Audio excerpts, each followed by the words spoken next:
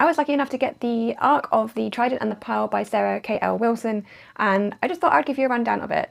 In The Trident and the Pearl, we follow Cora, who is the queen of the Crocus Isles, who is trying to make a bargain with the god of the sea to basically stop a storm from destroying her islands.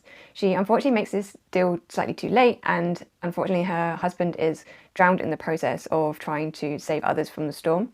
However, because she has still made that bargain, she is bound by the terms that she's made, and one of the terms is that she loses all her belongings, all her titles, all her lands, and has to marry the first person that sets foot on the island that she's on. This turns out to be basically a lowly fisherman who is called Oki. However, Oki is not all he seems.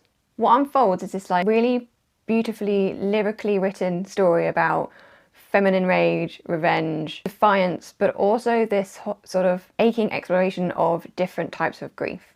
The way that Sarah has written Cora is not driven by her need to regain her power, but her actions by the grief that she feels from not only losing her husband, but losing her people and her islands and everything in between. The book was actually marketed as a romantic fantasy, and I think, yes, it is, in a very untraditional sense. The romance is drawn more between like the friendship that Cora and Oki have at the beginning and their shared love for the people that they are trying to save.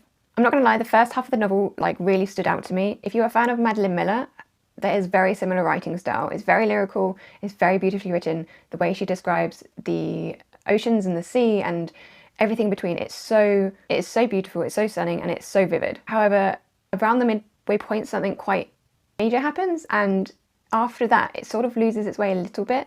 The plot and the pace do dip quite a lot, and there are certain parts of the plot that do feel a little bit difficult to follow. Cora grew quite frustrating as well in terms of her indecision, but also in how easily she was manipulated and controlled by the men in the story. This sort of kind of felt undercutting that like feminine rage that was built up in the first half. But overall, The Trident and the Pearl is a emotionally charged mythological fantasy with extremely beautiful prose and strong characters. I would also say that I didn't actually realise this wasn't a standalone, but this is the first book in a trilogy that she is planning on writing, so just to be aware if you're like me and just go in without knowing that. So The Trident and the Pearl by Sarah K.L. Wilson is out on the 24th of February this year.